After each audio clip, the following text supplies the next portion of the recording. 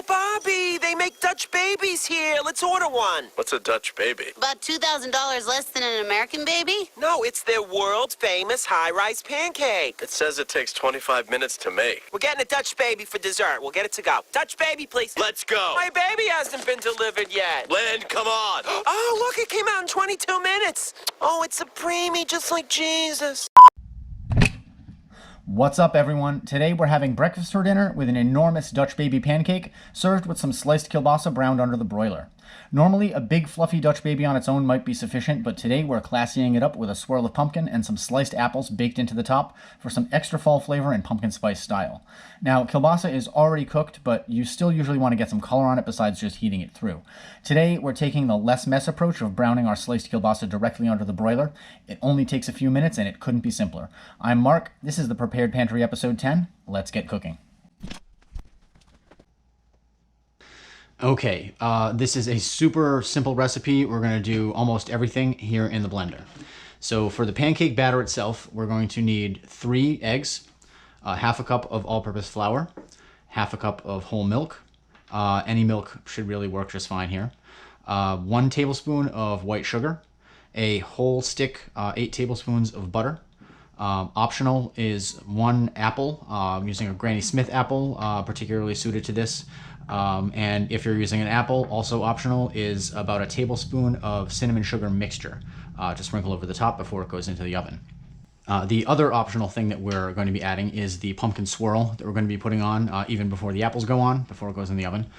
For that, we're going to need 4 tablespoons of softened butter, 1/4 cup of white sugar, 1 teaspoon of ground cinnamon, 1 tablespoon of molasses, and 1/4 cup of pumpkin puree. And we have that left over from the pumpkin corn muffins we did with the maple chicken the other day. If you haven't checked that out yet, link should be coming up in the corner there. So the first thing we're going to do is get the pumpkin swirl put together. Get our bag ready. To the sugar, we're going to add the 4 tablespoons of butter. Important that it's softened. It'll help this mix. And we're going to cream this together until it's mostly combined. While I do this, I want to thank you guys again for your continued support of the channel. It means so much when I see the thumbs up and the view counters going up. If you like the videos, share them on social media. Get your friends and family interested too. If you haven't subscribed yet, please do. You can do that by clicking the red button down below the video or the watermark over in the corner. And when you do, just make sure you hit the bell icon so you get a notification every time a new video comes out. All right, I think that is pretty good. A little bit of sugar missed the bowl there. To that, we're going to add the pumpkin puree, the cinnamon,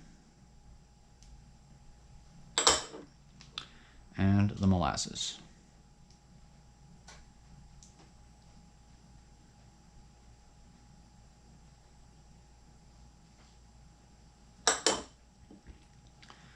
And again, we're just going to try and get this combined as well as we can.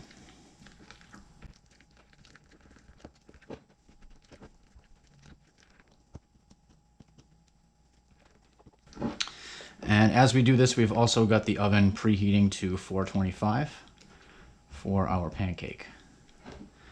Okay, that looks good. We're going to get this into a piping bag or just a zip top bag.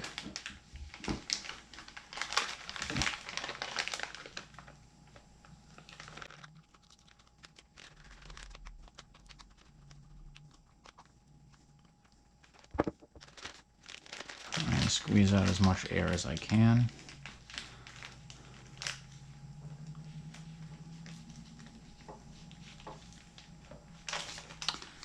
And try to squeeze this all into the bottom of the bag.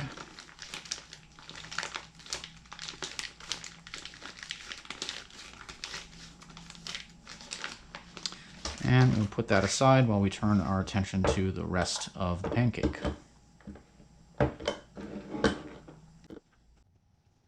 So next up, we're going to mix up our batter. We are going to need our 3 eggs, Crack on a flat surface, again, so you don't drive pieces of the shell up into the egg as it comes out. And always crack into a separate bowl so that you can check and make sure that the egg is good before you put it into whatever you're making.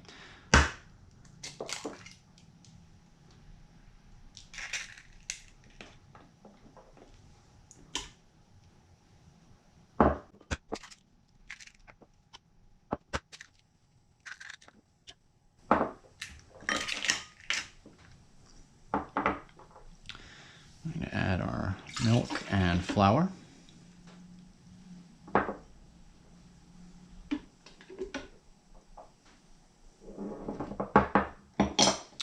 And the sugar.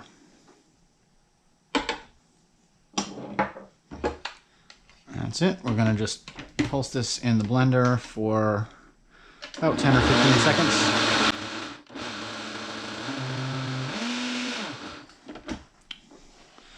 Stop once and scrape it down.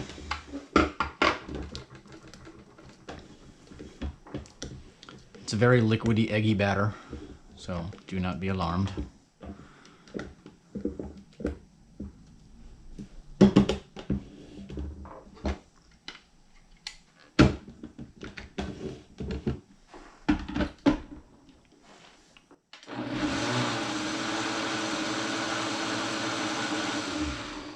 Okay, I think we're good. We're going to get ready with our pan and pour our pancake. All right, we are just about ready to go. The last thing we need to do is slice up our apple, which I have already peeled. To core this, we're just going to sort of kind of pare off the sides around the core.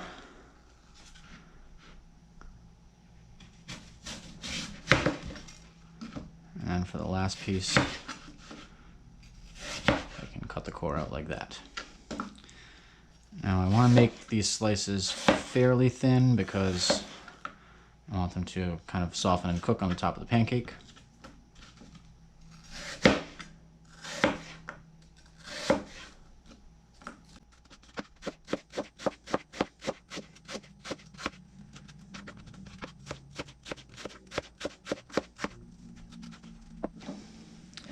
Now we want to get our pan going over medium heat, and we are going to melt 8 tablespoons of butter, or 1 whole stick. I'm using salted butter because there really isn't any other salt in this recipe.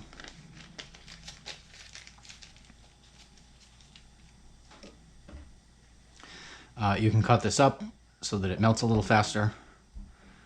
I think that throwing a whole stick of butter into the skillet kind of makes a statement. You do want to make sure this is an oven-safe skillet or frying pan. Cast iron would be great. I do not have a cast iron pan, or at least not a cast iron pan this size. As long as it is oven-safe and doesn't have some plastic handle that's going to melt, that is fine. This has a removable silicone handle to hold on to. So as soon as the butter is nice and foamed up, we are going to dump in our batter. Time to add our pancake.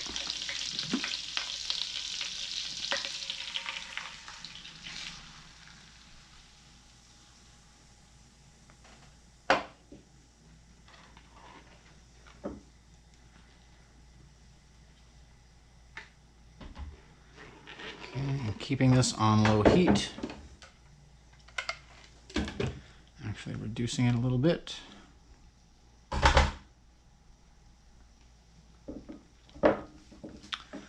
I'm going to cut off a small corner of my bag of pumpkin stuff. And we're going to do our best to pipe this into a swirl around the pancake.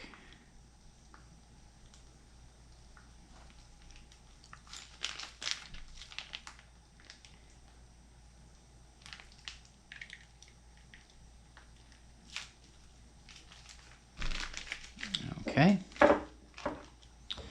And we're just going to add our apple slices, and it's okay if they overlap a little bit.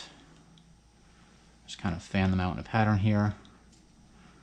We don't want to necessarily overdo it because the pancake is going to need some room to rise and breathe. I'll do a couple of smaller pieces in the middle. All right, now this is going to go into our 425 degree oven for about 20 minutes. We're going to then reduce the temperature to 350 and have it go for about 5 minutes more. You'll know it's done when the sides curl up beautifully and it's golden brown and delicious. Okay, so while the pancake is in the oven, we are going to get our kielbasa ready. So I've already cut these up into slices on the bias, so they get a little bit more surface area on each side. And they're about a quarter of an inch to half an inch thick, depending where. Now, there's plenty of fat in these for them to cook in, but I just want to make sure that they're not going to stick to the pan initially, because remember, we're cooking these under quick high heat under the broiler. So we just want to make sure that they're not going to stick. I'm going to add just a little bit of vegetable oil with a brush to the bottom of the sheet.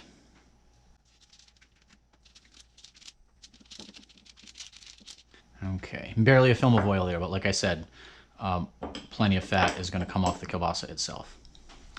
So we're going to just place our pieces down, and I'm going to turn them both ways just to get a little bit of that oil on both sides.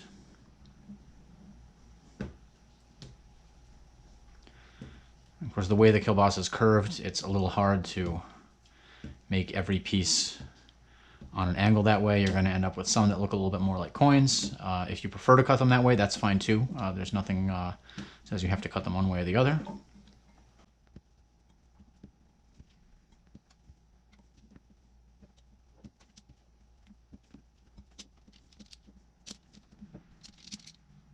And I want to try and get these cooking as evenly as possible. I'm going to stack them as tightly as I can together here so that they're all able to be under kind of the center of the broiler.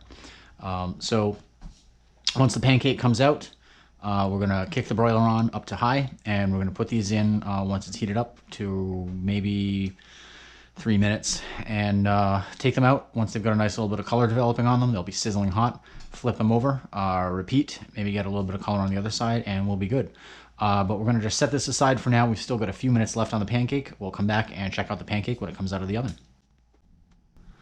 We are finally ready to eat. So the pancake, you know, it was puffed up a little bit more around the edges. It kind of falls after the first couple of minutes when it comes out of the oven, but, you know, is what it is. Still equally as delicious, I'm sure. And our kielbasa is out from the broiler. So we put this on the next closest rack to the top, and it really only took about 2 or 3 minutes, about 3 minutes actually per side. Took it out, flipped it, put it back in, and it came out sizzling hot and perfect like this. So I am going to get myself a little bit of kielbasa.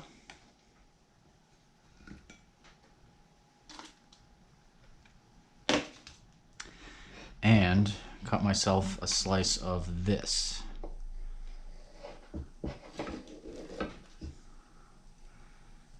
See how we do on the slicing. Oh, look at that, golden brown underneath.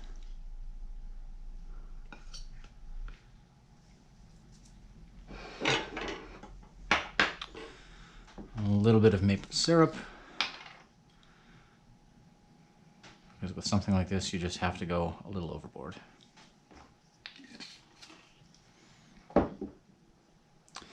And of course, some mustard for dipping. Let's give that a shot first.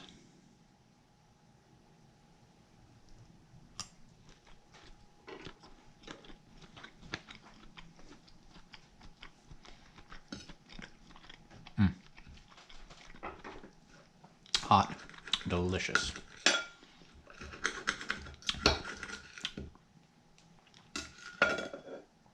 I love mustard with kielbasa.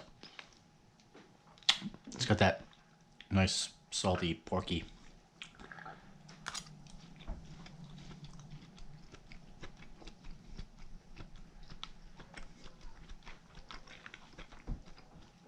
So rich with the fat that's in there.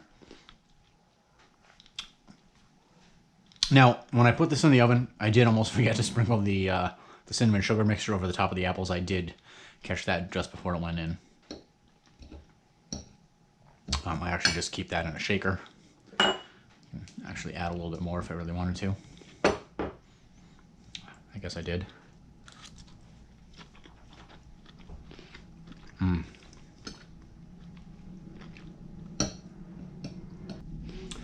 Apple is so soft and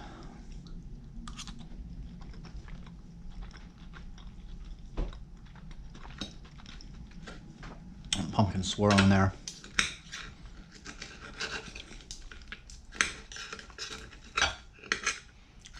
Crispy and buttery on the bottom, but soft and pillowy just above.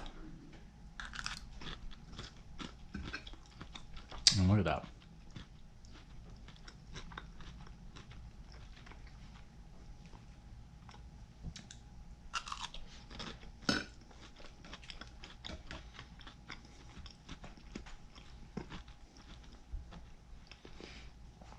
This is maybe another one of those times where I could sit here and eat this whole thing, but for sure tonight more than any time ever.